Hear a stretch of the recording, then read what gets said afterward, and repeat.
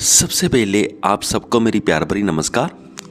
एक बार एक राजा भेष बदलकर शाम को बाजार में जा रहा था। अब राजा सारा वॉच करता था कि बाजार में क्या हो रहा है, कोई किसको ठग तो नहीं रहा, क्या हो रहा है, कौन सा अच्छा काम चल रहा है, कौन सा बुरा काम चल रहा है। तो उसे वहाँ पर एक भिखारी मिलता है और भिखारी बहुत ही विजडम भरी बातें कर रहा होता है। तो उस राजा को वो भिखारी आ जाता है पसंद। अब राजा कहता है कि मैं तुझे अपना प्राइम मिनिस्टर बनाता हूँ। वो भिखारी चौंक जाता है, पर वो खुशी खुशी राजा जी का ऑफर कर लेता है एक्सेप्ट। अब वो राजा उस भिखारी को ले जाता है अपने महल में और उसे नए कपड़े आउटफिट्स उसे दे देता है। तो अब सारा कुछ सही है, सब कुछ सही चल रहा है और जो प्राइम मिनिस्टर बन के वो डिसीजंस लेता है वो भी बड़े अच्छे अच्छे परफेक्ट डिसीजंस ले रहा होता है। राजा भी बहुत खुश होता है, प्रजा भी बहुत खुश होती है और वो भिखारी भी बहुत खुश होता है प्राइम मिनिस्टर बन करके।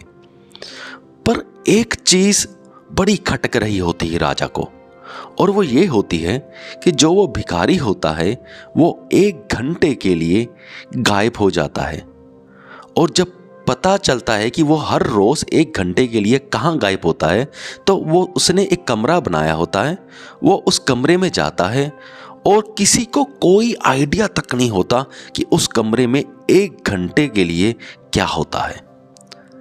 तो पहले तो राजा किसी को भेजता है कि उसे इनडायरेक्टली पूछा जाए कि उस कमरे में वो क्या करता है 1 घंटा।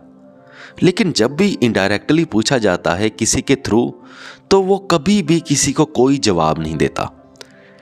तो राजा को बहुत शक होने लगता है कि ये मामला क्या है, कहीं ऐसा तो नहीं कि ये कोई कॉन्स्पिरेसी कर रहा है मेरे अगेंस्ट, या कोई बगावत खड़ी करने की कोशिश कर रहा है वो इस कमरे में ऐसा करता क्या है जो इतना गुप्त है। तो राजा एक दिन उसे बुला ही लेता है। राजा उस भिखारी को जो प्राइम मिनिस्टर बना हुआ है उसे सीधा सीधा कहता है, भाई बता दे तो उस 1 घंटे में उस कमरे में करता क्या है। वो भिखारी कहता है कि मैं आपको नहीं बता सकता। वो सीधा सीधा जवाब देता भी मैं तो नहीं बता सकता। वो राजा कहता है देख, आज तुझे ये बताना ही होगा तो उस 1 घंटे में करता क्या है। वो प्राइम मिनिस्टर कहता है चलो ठीक है, अगर आप इतना फोर्स ही कर रहे हो तो मैं बता दूंगा, पर मेरी एक शर्त है। राजा कहता है क्या? वो कहता है कि शर्त ये है कि मेरा आंसर सुनने के बाद मैं अपनी पोस्ट से रिज़ाइन कर दूंगा और मैं वापस अपनी दुनिया में चला जाऊंगा, मुझे फिर प्राइम मिनिस्टर नहीं रहना। राजा पहले सोचता है, वो कहता है कि अगर ये कहीं बगावत ही ना कर रहा हो, अगर ये ऐसी बात क्यों कर रहा है। वो कहता है ठीक है, पर मैं तुम्हारा राज जानना चाहता हूं कि ये राज क्या है। रिज़ाइन तुम कर देना, कोई टेंशन नहीं है, पर राज बता। वो प्राइम मिनिस्टर जो कि भिखारी था वो कहता हाँ मैं बता देता हूँ। वो कहता है चलिए आप मेरे साथ कमरे में चलिए। राजा कहता है ठीक है।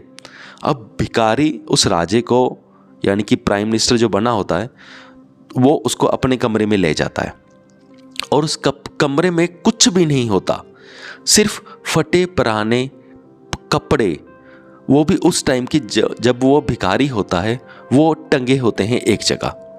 राजा चारों ओर देखता है और देखता है कुछ भी नहीं, सिर्फ फटे पुराने कपड़े। तो भिखारी कहता है हाँ यही है, सिर्फ फटे पुराने कपड़े। राजा कहता है कि तुमने ये सब क्या किया हुआ है, इसका क्या मतलब है।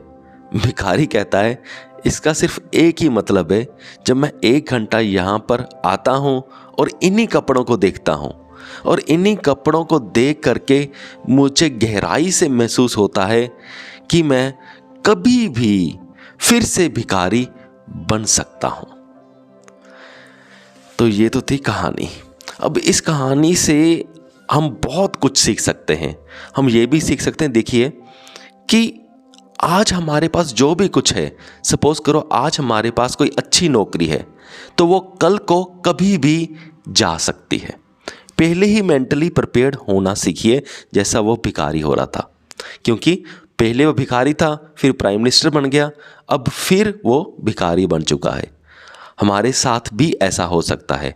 आज हमारे पास बड़ा घर है, हो सकता है कल हमारे पास बड़ा घर ना हो। अगर ये सिर्फ चीज़ें माइंड में फिक्स हो जाएं तो तब हमारे जो यूज़लेस दुख होते हैं वो ख़त्म ही हो जाएंगे। जो यूज़लेस दुख होते हैं वो हमें परेशान करना छोड़ देंगे। हमारी भविष्य की चिंता हमें परेशान करना, एंग्जाइटी देना, स्ट्रेस देना छोड़ देगी। सिर्फ यही ध्यान रखना होता है। आज हम किसी रिलेशनशिप में हैं, कल को वो रिलेशनशिप कभी भी टूट सकता है। आज हमारे बच्चे हैं, कल को हो सकता है वो बच्चे ना रहें। आज हमारे रिश्तेदार हैं, हो सकता है कल को वो रिश्तेदार ना रहें। कुछ भी हो सकता है। इसे मेंटली, साइकोलॉजिकली मेंटली प्रिपरेशन बोल सकते हो। और ये करना स्पिरिचुअल पाथ में आगे बढ़ने के लिए बहुत ज़रूरी होता है।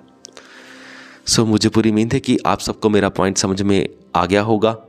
अगर आप कुछ भी अपनी लाइफ के बारे में प्रश्न पूछना चाहते हो तो कमेंट बॉक्स में लिख करके पूछ सकते हो। इस वीडियो को यहाँ तक देखने के लिए आपका बहुत बहुत धन्यवाद।